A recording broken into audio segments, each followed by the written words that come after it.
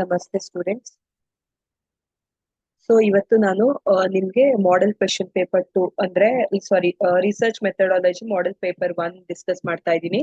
So section B ಮತ್ತೆ section C as usual ನಾನು ನಿಮ್ಗೆ ಹೇಳ್ದಂಗೆ ನೀವು ಓನ್ ಆಗಿ ಬರೆಯೋದಕ್ಕೆ ಪ್ರಾಕ್ಟೀಸ್ ಮಾಡ್ಕೋಬೇಕಾಗುತ್ತೆ. What is research? Research is research ಅಂದ್ರೆ ತಿರ್ಗಾ ನಾವು ಸರ್ಚ್ ಮಾಡುವಂತದ್ದು. It is a systematic and scientific investigation conducted to discover new facts, verify existing knowledge and solve the problems. ಇರೋಂತ ಎಕ್ಸಿಸ್ಟಿಂಗ್ ಆಗಿರ್ಬೋದು, ಹೊಸದಾಗಿರ್ಬೋದು, ಅಲ್ಲಿ ಏನೋ ಒಂದು ಪ್ರಾಬ್ಲಮ್ ಇರುತ್ತೆ, ಅದಕ್ಕೆ ಸೊಲ್ಯೂಷನ್ ಕೊಡುವಂತದನ್ನ ರಿಸರ್ಚ್ ಅಂತ ಕರಿತೀವಿ.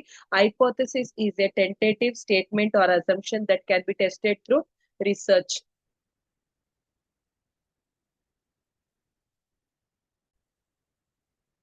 Give the meaning of hypothesis. Hypothesis is a tentative statement or assumption that can be tested through research. ಅಂದ್ರೆ ಇಲ್ಲಿ hypothesis ಮಾಡ್ತಾರೆ, ಟೆಸ್ಟಿಂಗ್ ಅಂದ್ರೆ ಸ್ಟೇಟ್ಮೆಂಟ್ ನ ಟೆಸ್ಟ್ ಮಾಡುವಂತದ್ದು. ಸೊ ಇದನ್ನ ಹೈಪೋಥೆಸಿಸ್ ಅಂತ ಕರೀತಾರೆ. Give the meaning of research report. Report ಅಂತಾರೆ it is a written document presenting the finding, analysis and conclusion of research study. ನಾವು ಮಾಡಿರುವಂತ ಸ್ಟಡಿಗೆ it is one of the report ನ ಫೈಂಡ್ ಔಟ್ ಮಾಡಿದ್ರೆ finding, analysis ಮತ್ತೆ conclusions ನ draw ಮಾಡುವಂತ final report ನ ನಾವು ರಿಸರ್ಚ್ ರಿಪೋರ್ಟ್ ಅಂತ ಕರಿತೀವಿ. ಪ್ಲೆಗರಿಸಮ್ ಅಂದ್ರೆ it is act of using another person's ideas, words or work without proper acknowledgement ಅಂತ ಹೇಳ್ಬೋದು. ಪ್ಲೆಗರಿಸಮ್ ನ ಚೆಕ್ ಮಾಡ್ತಾರೆ. ನಾವು ಬೇರೆಯವ್ರದ್ದು ಏನಾರ ಕಾಪಿ ಮಾಡಿರ್ತೀವಿ ಅಂತಂದ್ರೆ ಅದರಲ್ಲಿ ನಾವು ಕಾಪಿ ಮಾಡಿದೀವೋ ಇಲ್ವೋ ಅಂತ ಈಸಿಯಾಗಿ ಚೆಕ್ ಮಾಡ್ಬಿಡ್ಬೋದು. ಅದನ್ನ ಪ್ಲೆಗರಿಸಮ್ ಅಂತ ಕರೀತಾರೆ. What is Zotero? It is a free reference management software used for collecting, organizing and citing and sharing research sources. ಅಂದ್ರೆ ಎಲ್ಲೆಲ್ಲ ನಮ್ಗೆ ಇನ್ಫಾರ್ಮೇಶನ್ ಸಿಗುತ್ತೆ ಅದನ್ನ ಕಲೆಕ್ಟ್ ಮಾಡ್ಕೊಳಕ್ಕೆ ಇರುವಂತ ಒಂದು ಸೋರ್ಸ್ ಅಂತ ಹೇಳ್ಬೋದು. Define literature review. Literature review is a systematic summary and evaluation of existing research related to specific topic. ಅಂದ್ರೆ ಲಿಟರೇಚರ್ ಅಂದ್ರೆ ಒಂದು ಸಮ್ಮರಿ, ನಮ್ಗೆ ಎಕ್ಸಿಸ್ಟಿಂಗ್ ಟಾಪಿಕ್ ರಿಸರ್ಚ್ಗೆ ನಾವು ರಿಲೇಟೆಡ್ ಬಂದ ನಾವು ಅದರಲ್ಲಿ ಸರ್ಚ್ ಮಾಡಬಹುದಂತದ್ದು, ರಿವ್ಯೂ ಮಾಡಬಹುದು. Give the meaning of probability sampling. Is a sampling method in which every element of population has known and equal chance of being selected. Andre we are going to do the probability sampling in order to find out the element of population which has equal chance of being selected. What is t-test? T-test is a statistical test used to compare the means of two groups and determine whether they differ significantly. ಇದು ಒಂದು it is also one of the type test, t-test, ANOVA test ಅಂತ ಎಲ್ಲ ಹೇಳ್ತಾರೆ. So we are going to compare two groups and determine whether they differ significantly. What is dependent variable? Is the outcome variable that changes due to influence of an independent variable. What is citation? Is the process of acknowledging the source of information used in research. ಅಂದ್ರೆ it is one of the source ಅಂತಾನೆ ಹೇಳ್ಬೋದು. So ಇಲ್ಲಿ next ನಿಮ್ಗೆ section B ಅಲ್ಲಿ question ಕೇಳಿರುವಂತದ್ದು different research approaches. Quantitative ಅಂತಂದ್ರೆ numerical data, statistical analysis. Qualitative ಅಂತಂದ್ರೆ opinion, experience ಇರುತ್ತೆ. ಮಿಕ್ಸ್ಡ್ ಮೆಥಡ್ ಅಂದ್ರೆ ಕಂಬೈನ್ಸ್ ಕ್ವೆಶನ್ ಜೊತೆ ಕ್ವಾಲಿಟೇಟಿವ್ ಮತ್ತೆ ಕ್ವಾಂಟಿಟೇಟಿವ್ ಎರಡು ಇರುತ್ತೆ. ಆಕ್ಷನ್ ಅಂತಂದ್ರೆ conducted to solve immediate practical problems ಅಂತಾನೆ ಹೇಳ್ಬೋದು. ಸೊ ಈ 4 ಮೆಥಡ್ ಇರುತ್ತೆ. ಇದಕ್ಕೆ ಇಂಟ್ರಡಕ್ಷನ್ ಮತ್ತೆ ಪಾಯಿಂಟ್ಸ್ ಬರ್ದು ಆಮೇಲೆ ಎಕ್ಸ್ಪ್ಲೈನ್ ಮಾಡಿ ಕನ್ಕ್ಲೂಷನ್ ಬರಿಬೇಕಾಗುತ್ತೆ. Importance of literature review in research ಅಂದ್ರೆ provides background information, identify research gap, ಏನ್ ಎಕ್ಸಾಕ್ಟ್ಲಿ ಪ್ರಾಬ್ಲಮ್ ಅನ್ನೋದು ಐಡೆಂಟಿಫೈ ಮಾಡುತ್ತೆ. ಅವಾಯ್ಡ್ಸ್ ಡೂಪ್ಲಿಕೇಶನ್ ಆಫ್ ರಿಸರ್ಚ್ ಅಂದ್ರೆ ಡಬಲ್ ಡೂಪ್ಲಿಕೇಟ್ ನ ಅವಾಯ್ಡ್ ಮಾಡುತ್ತೆ. ಹೆಲ್ಪ್ಸ್ ಟು ಫಾರ್ಮುಲೇಟ್ ಹೈಪೋಥೆಸಿಸ್ ನ ನಾವು ಫ್ರೇಮ್ ಮಾಡಬಹುದು. Improves understanding of research problem, exactly problem ಏನು ಅನ್ನೋದನ್ನ ನಾವು ನೋಡಬಹುದು. ಇದು ಲಿಟರೇಚರ್ ರಿವ್ಯೂಲಿ ಸಿಗುವಂತದ್ದು. Explain the components of research design. Research design components, research problem, exactly research problem ಅಂದ್ರೆ ಏನು, objective of the study, hypothesis, sampling design ಯಾವುದು ಅಂತ ಮೆನ್ಷನ್ ಮಾಡ್ಬೇಕು.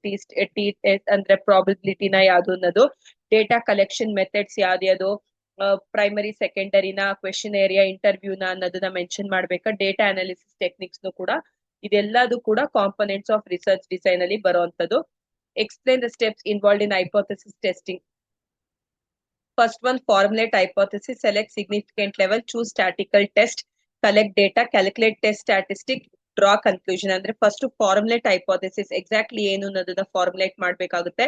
ಸೆಲೆಕ್ಟ್ ಸಿಗ್ನಿಫಿಕೆಂಟ್ ಲೆವೆಲ್, ಯಾವ ಲೆವೆಲ್ ಅನ್ನೋದನ್ನ ಸೆಲೆಕ್ಟ್ ಮಾಡ್ಬೇಕಾಗುತ್ತೆ. ಯಾವ್ದಾದ್ರು ಒಂದು ಟೂಲ್ ನ ಸೆಲೆಕ್ಟ್ ಮಾಡ್ಬೇಕಾಗುತ್ತೆ. ಟಿ ಟೆಸ್ಟ್, ಆನೋವಾ ಟೆಸ್ಟ್ ಯಾವ್ದು ಅಂತ ಡೇಟಾನ ಕಲೆಕ್ಟ್ ಮಾಡಿ ಕ್ಯಾಲ್ಕುಲೇಟ್ ಮಾಡ್ಬೇಕಾಗುತ್ತೆ. ಲಾಸ್ಟ್ ಅಲ್ಲಿ ಕನ್ಕ್ಲೂಷನ್ ಡ್ರಾಫ್ಟ್ ಮಾಡೋದು. Explain the structure of research report. Very important. Title page ಇರಬೇಕು, abstract, introduction, and literature review, ಎಷ್ಟು ಜನದ್ದು ನಾವು ರಿವ್ಯೂ ಮಾಡಿದೀವಿ ಅನ್ನೋದನ್ನ ಮೆನ್ಷನ್ ಮಾಡಬೇಕು. Research methodology, primary secondary, data analysis ಅಂದ್ರೆ we are going to draft like chart ಆಗಿರ್ಬೋದು, ಮತ್ತೆ ಟೇಬಲ್ಸ್ ನ ಡ್ರಾಫ್ಟ್ ಮಾಡ್ತೀವಿ. Findings and suggestions, conclusion, references, appendices ಅಂದ್ರೆ ಲೈಕ್ ಲಾಸ್ಟ್ ಅಲ್ಲಿ ನಾವ್ ಇದನ್ನ ಲೈಕ್ ಬಿಬ್ಲೋಗ್ರಫಿ ಅಂತಾನು ಕೂಡ ಕರಿತೀವಿ. ಸೊ ಇಷ್ಟು ಕೂಡ ನಮ್ಗೆ ರಿಸರ್ಚ್ ರಿಪೋರ್ಟ್ ಅಲ್ಲಿ ಇರ್ಬೇಕಾಗಿರುವಂತದ್ದು. ಅದನ್ನ ನೀವು ಪಾಯಿಂಟ್ಸ್ ಬರ್ದು ಒಂದೊಂದೇ ಎಕ್ಸ್ಪ್ಲೈನ್ ಮಾಡಿ ಕನ್ಕ್ಲೂಷನ್ ಡ್ರಾ ಮಾಡಿ. Explain the research process and problem formulation. Research process identification of research problem. Next literature review, formulation of objectives ಮತ್ತೆ hypothesis, research design, data collection, data analysis, interpretation of results, report writing. ಇದು process.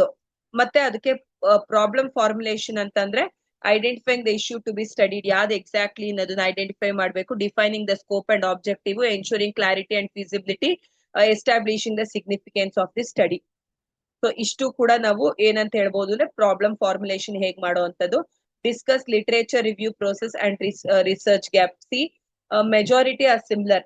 Literature review process ಅಂದ್ರೆ define the topic ಯಾವುದು ಅಂತ, search the literature, evaluate the sources, ಯಾವ sources ಇಂದ ನಾವು ತಗೋತಾ ಇದೀವಿ, organise information, analyse and synthesise findings, write the review. ಇಷ್ಟನ್ನು ಕೂಡ ನಾವು ಲಿಟರೇಚರ್ ರಿವ್ಯೂ ಪ್ರೋಸೆಸ್ ಅಲ್ಲಿ ಬರುತ್ತೆ. ರಿಸರ್ಚ್ ಗ್ಯಾಪ್ ಅಂತಾರೆ it is one of the area where existing studies are insufficient or lacking. ಅಂದ್ರೆ ಗ್ಯಾಪ್ ಅಂದ್ರೆ ಏನೋ ಒಂದು ಪ್ರಾಬ್ಲಮ್ ಇದೆ.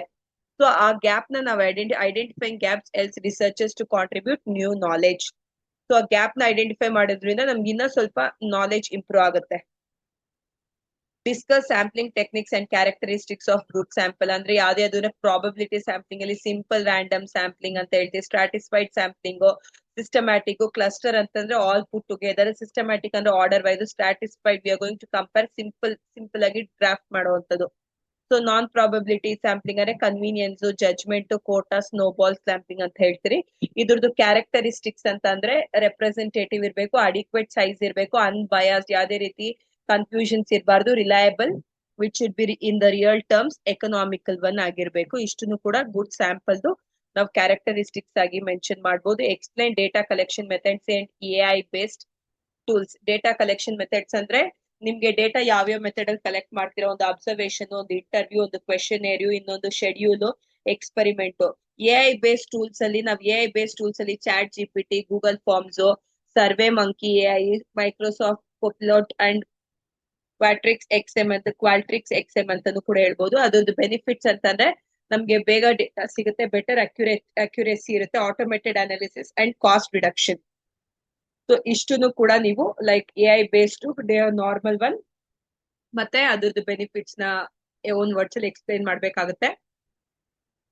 Explain data analysis techniques and graphical representation method. ಯಾವ್ದು ಅಂತಾರೆ descriptive, inferential, correlation, regression, hypothesis.